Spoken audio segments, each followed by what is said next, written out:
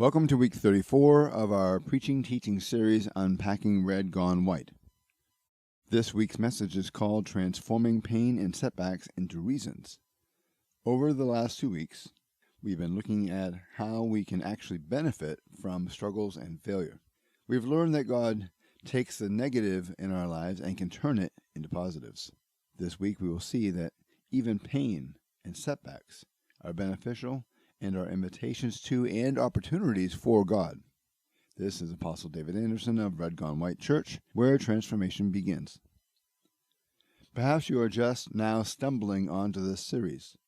For sure, you are wondering what is Red Gone White, and why are we unpacking it? If so, welcome, and I do encourage you to check out our Week 1 message. It's about transformation for a full orientation. Also, you can learn more by clicking the link in the description portion about the story behind the name. 2 weeks ago, I said that these final messages in our 40-week series are going to be unusual, offbeat, but eye-opening. I pray we are enjoying them so far. This week's message is smack dab in the middle of 5 weeks' worth of teaching on God's transforming power in our lives. Let's put this message in context for a moment. We've already looked at transforming struggles into stepping stones. Then we looked at transforming failure into fuel. This week is transforming pain and setbacks into reasons. Over the next 2 weeks, we will wrap up this train of thought with 2 more messages. Transforming shame and guilt into resources. And finally, transforming regrets and scars into road signs. It's time to focus on this week's message. In this message, I will propose that pain and setbacks give us reasons to do 4 things: to pause, to pray, to praise, and to pivot. Let's start. When we are hurt or forced to go backward, we are given reason to pause. Hurt me once, shame on you. Hurt me twice, shame on me. Pain is our body's way of telling us that something is not right. Consider it like a red light turning on or an alarm sounding. We are on alert. We become mindful and motivated to fix whatever is broken, to attend to whatever needs attention, to heal whatever is not well. When something or someone causes us pain, we have reason to pause.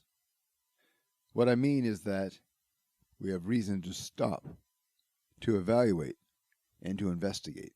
We ask ourselves, what happened? How could I have avoided that pain? How can I avoid similar pain in the future? This message is called Transforming Pain and Setbacks into Reasons. One consideration here is that reasons are often why we do what we do. Remember the why game that many of us have played or observed being played with 2 to 4-year-olds. This game reveals our reasons. Here's an example. Mama: eat your meal, please. Kid: why? Mama: to make you healthy. Kid: why? Mama: so you can be nice and strong. Kid: why? Mama: so you can play and play. Kid: why? Mama: because there's so much to see and to learn. Kid: why? Mama: because we have a loving and creative God. Kid: why? Mama: because he is generous and good. Kid: why? And so on and so on. Also, it has been said that setbacks are set ups for comebacks. We all love a great comeback from behind win, but there would be no comeback if there weren't first the setback. When we experience setbacks, it's important to look closely at our situations to determine what was the cause. Whatever is within our control to change it, if necessary. Whatever is not within our control to change, give it to God to deal with. But the great author, inventor, and statesman Ben Franklin offers an excellent example of how the smallest of details could have a significant impact on higher levels. Try to follow me here. For want of a nail, the shoe was lost. For want of a shoe, the horse was lost. For want of a horse, the rider was lost. For want of a rider, the battle was lost. For want of a battle, the kingdom was lost, and all for the want of a horseshoe nail. Another great example of the benefit of learning how to alleviate root causes for setbacks or pain is as follows. I call it the key log syndrome. Before highways and 18-wheelers, lumber would be transported from community to community via a ride down the river. The trees would be dropped and dragged to the river and then cut into logs. They were put into the water and then steered and managed as they flowed downstream. But on occasion, the whole pack of hundreds of logs would stop flowing. The lumberjack or woodsman would get to the place of the jam and seek a higher point of view. From there, he would identify a single log causing the jam. He would then put a stick of dynamite on that one log and destroy it. Amazingly, the whole pile would begin to move smoothly down the river once again. Often we have bought into a lie or some misinformation. We made our decisions based upon it, and it has caused a jam, or setback, or pain in our lives. Once we identify it and destroy it with the truth, everything flows again. Let's go to 1 Peter 1, 6 and 7.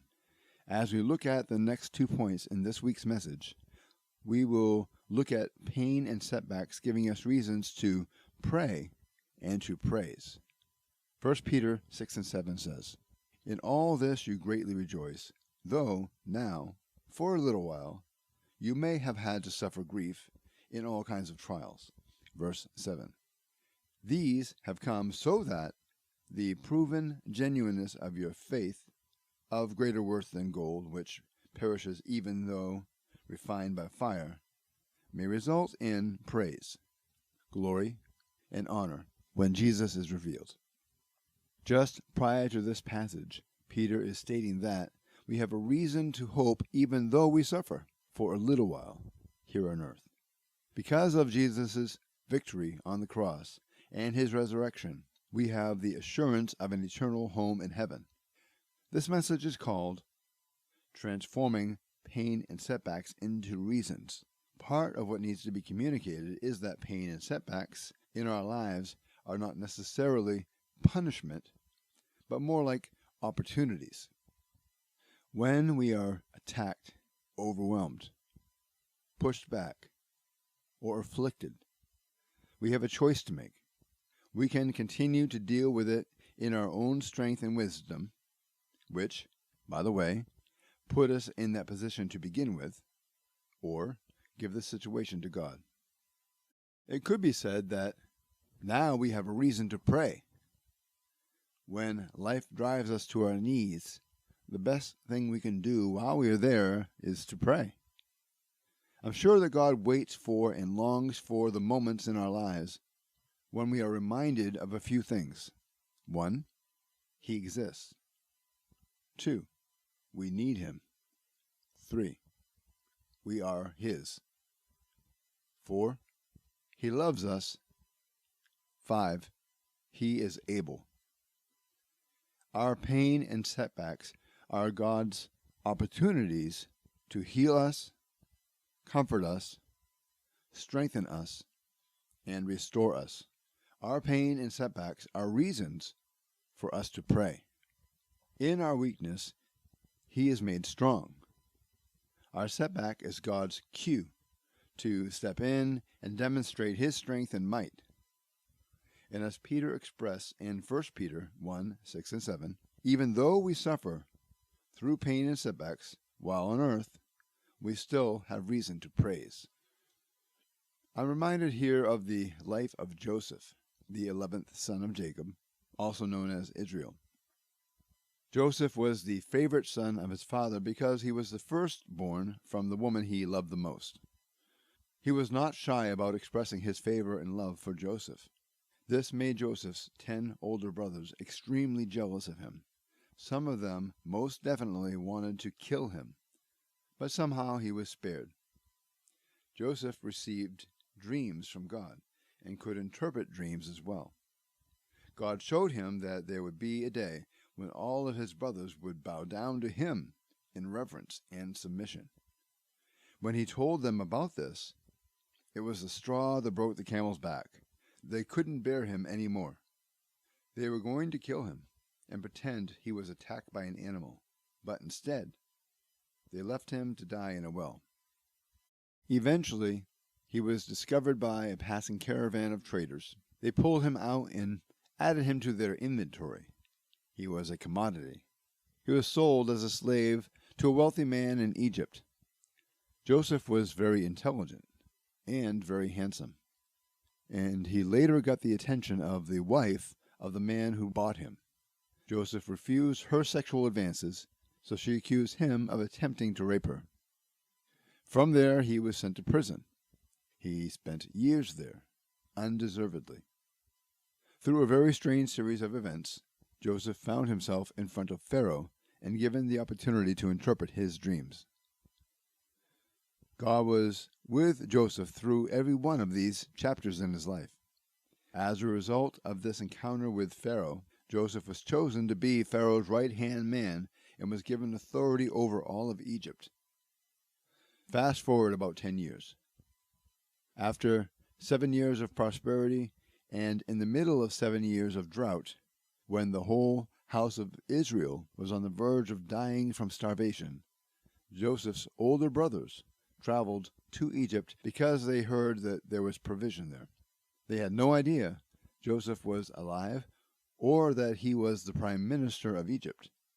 God used Joseph and his authority to grant the finest portion of land in Egypt to the Israelites. From there, they survived and thrived and grew greatly in number. Joseph had the opportunity and the authority to punish or execute his brothers when they came to him unwittingly. But instead, in Genesis 50, verse 20, he said, "As for you, you meant evil against me, but God meant it for good."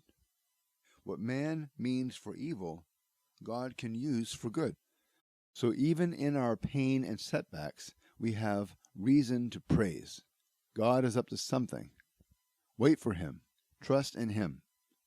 Finally, pain and setbacks give us reason to pivot. For those of us not familiar with this concept, to pivot is to swing from a fixed position and to move forward but in a new direction. When we pivot, we are making adjustments and redirecting ourselves. We are saying, if we continue on this current path, we can expect even more pain and setbacks. So, we will change this or that in order to avoid future unnecessary pain and or setbacks. God uses our pain and setbacks to force us to make necessary changes that ultimately lead us to greater success and blessing. Join us next week as we look at transforming shame and guilt into resources. This is Apostle David Anderson of Red Gone White Church, where transformation